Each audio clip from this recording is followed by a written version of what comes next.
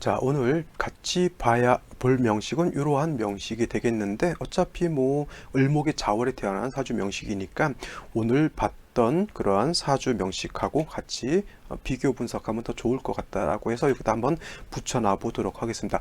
이것은 오늘 공부했던 2020년 1월 3일 금요일 날 태어난 사주 명식이 되겠죠. 그래서 을해년 기해년 병자월 을사일 사주 명식이 되는 것이고, 같이 비교 분석할 명식 병자년 경자월 을사일에 태어난 사주 명식이 똑같은 을사일주에 해당이 되는 것입니다. 자, 사주로 볼 때 다시 한번 강조를 드리면 제일 먼저 봐야 되는 것은 일간을 먼저 보는 것이고요. 똑같이 일간을 본 연후에는 월령을 본다라고 말씀을 드렸습니다. 그래서 일간인 을목이라고 하는 것, 제가 음에 해당되는 나무, 그래서 음목이다라고 제가 설명을 드렸고요. 이 음목인 을목은 화초와 같다라고 해서 사시사철 적당량의 물과 따뜻한 온기, 따뜻한 햇볕만 있다라고 하면 여러분 집에 있는 화초가 꽃을 피우는 것 같은 아주 화사한 꽃을 피우는 화초와 같다라고 볼 수가 있습니다. 근데 이 을목이 어느 월에 태어났느냐에 따라서 그 희비가 달라지는데, 이 을목이 태어난 월령 자월에 태어났다라고 했죠. 자월이라고 하는 것은 엄동설 한인 그러한 계절이고요. 매우 추운 그런 때에 해당이 됩니다. 그래서 을목이 겨울에 태어났을 때 가장 필요하다라고 하는 것은 뭐예요? 화가 필요하다라고 했죠. 물이, 여기도 자월인데다가 연지에도 자수가 있죠. 약간 좀 사주가 비슷한 것 같아요. 여기는 자월에 해수가 있는 것이고, 여기는 자월에 또 자수가 있으니까 한기가 조금 더 가중된다라고 볼 수가 있겠고, 겨울에 수가 한 점 더 있다라고 하면, 자월에 옆에 또 수가 한 점 더 있다라고 하면 한기가 영하 5도에서 영하 10도, 20도까지 밑으로 뚝 떨어진다라고 볼 수가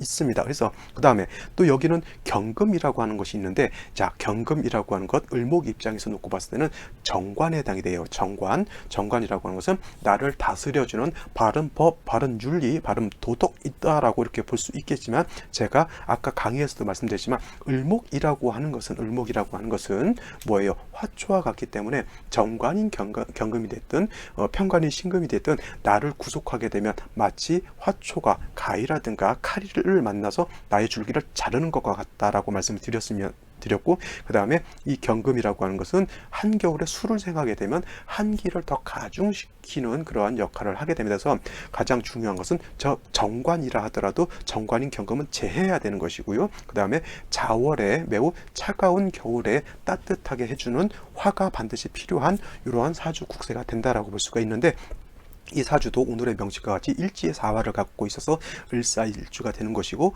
더 좋은 것은 뭐냐면 오늘의 명식 을사일주가 월간 병화가 있듯이 이 사주도 연간에 병화가 있어서, 이 병화라고 하는 것은 사의 뿌리를 두고 투출된 것이기 때문에 겨울에 병화라 하더라도 뿌리가 있는 병화이기 때문에 약하지 않다라고 볼 수가 있어요. 그 다음에 이 병화라고 하는 것은 을목 입장에서 놓고 봤을 때 상관에 해당이 되지만, 이 상관이 경금인 정관을 파죠. 이거 우리가 뭐라고 배웠냐면은 이거를 상관견관이라고 배웠습니다. 그래서 이 상관견관하게 되면 매우 안 좋다라고 이렇게 배우신 분들이 있지만, 이거 상관견관이라고 해서 무조건 나쁜 것이 아니라, 이 경금이라고 하는 것이 한기를 생해주면서 을목을 갖다가 상해하려고 하는 그런 나쁜 역할을 하고 있기 때문에, 이때는 상관으로서 경금을 제하는 것이 나쁘지 않다라고 하는 거예요. 오히려 병이 되는 신을 갖다가 제거해 주는 것이죠. 무조건 상관경관이 돼서 나쁘다라고 생각하면 절대 안 되는 것이고요. 이 사주가 만약에 신사시다라고 보면, 신사시라고 본다라고 하면 어떨까라고 보시면 되겠습니다. 자, 아까도 제가 신사시 설명을 드렸는데, 신사시 설명을 드렸을 때 여러분 강의 한번 다시 반복 한번 보시고요. 이 사주가 신사시가 되었을 때는, 자, 시지에서 사화를 하나 더 얻는 것은 나쁘지 않아요. 그죠? 일지 있는 사화, 시지 있는 사화가 병화의 뿌리가 되기 때문에 자월 같은 경우에는 화가 2점에서 3점 정도 있는 것은 나쁘지 않다라고 보는데, 한 가지 문제가 어디 있냐면, 이 경금이 투출된 것도 문제인 것이고요. 신금이 투출된 것은 더더군다나 문제예요. 이거는 뭐냐면 관살혼잡이 되는 거예요. 관살혼잡. 그래서 어떤 분이 이런 거류법이라고 하는 것을 설명해 주신 분이 있는데, 이거는 뭐예요? 정관도 있고 칠살도 있기 때문에 관살혼잡이 돼서, 이거는 뭐예요?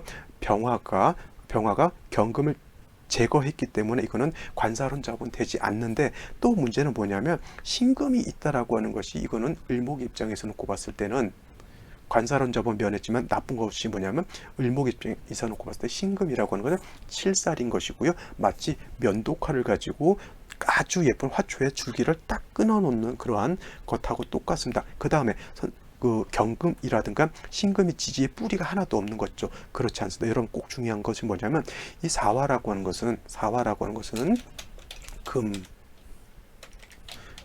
금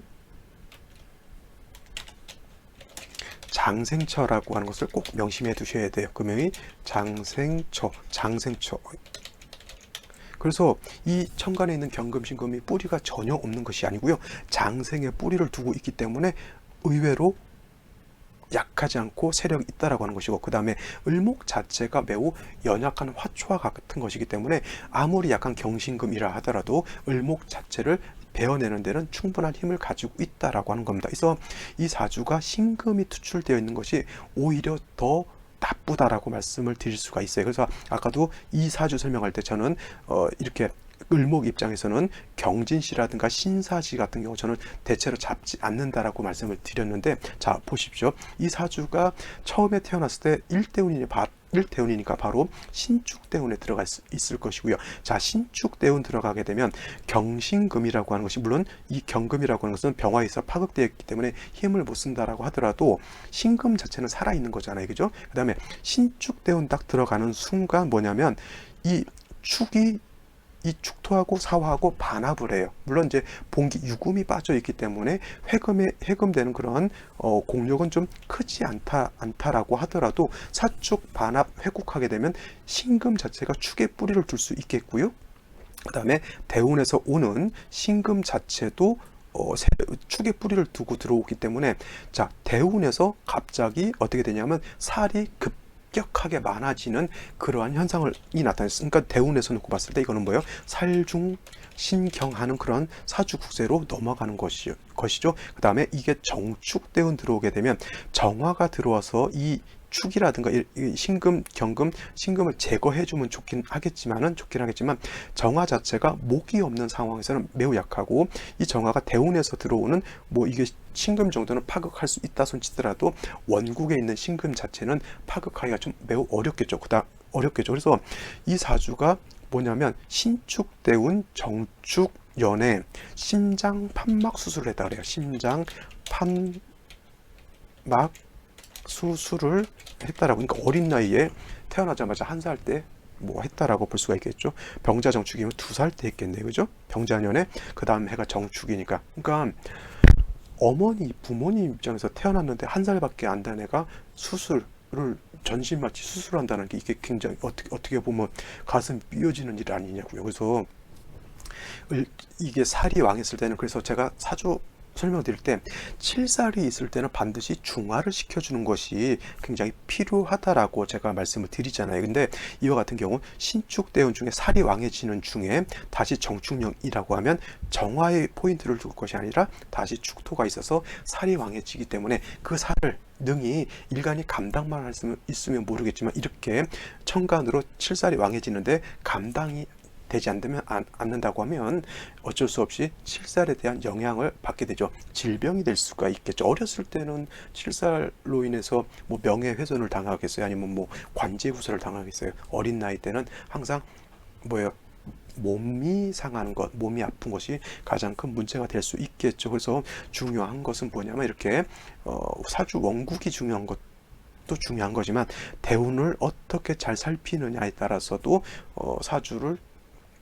대운을 어떻게 잘 살피느냐가 어떻게 보면 사주를 기둥을 판단함에 있어서 굉장히 큰 어떤 포인트가 될 수 있다라고 하는 것이고, 대운이라고 하는 것을 절대 간과해서는 안 된다라고 하는 겁니다. 그래서 원국뿐만 아니라 대운에서 관살이 왕해질 때는 항상 가장 먼저 조심해야 될 게 건강, 남녀노소 나이에 관계없이 일단 건강 조심하셔야 되고요. 몸이 아프지 않다라고 하면 관제 구설 같은 것, 아니면 심하면 송사 같은 것, 이런 것도 많이 조심해야 된다라고 하는 겁니다. 자, 을목일간이 경금, 신금, 이렇게 좋아하지 않는다라고 하는 것, 아까도 말씀드렸지만 사오미열의 수가용신일 때는 경신금을 써도 상관이 없지만 이렇게 그렇지 않은 경우에 을목 옆에 경금, 특히 신금 같은 것이 이렇게 칠살 신금이 이렇게 투출되어 있다, 투출돼서 첩신되어 있는 것은 조금 부담스럽다라고 볼 수가 있겠습니다. 나중에 대운 자체가 이 대운도 이제 임묘진 사오미로 가기 때문에 이 신축 대운이 좀 안 좋은 것이고,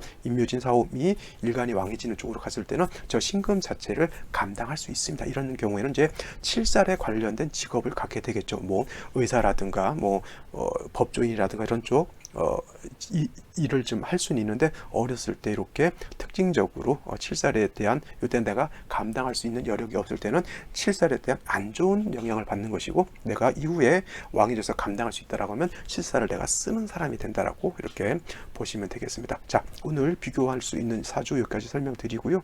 뭐 미흡한 점 다거나 좀 궁금한 점 같은 거 댓글 남겨주시면 또 보충 설명 하도록 하겠습니다. 오늘 여기까지 설명하겠습니다. 감사합니다.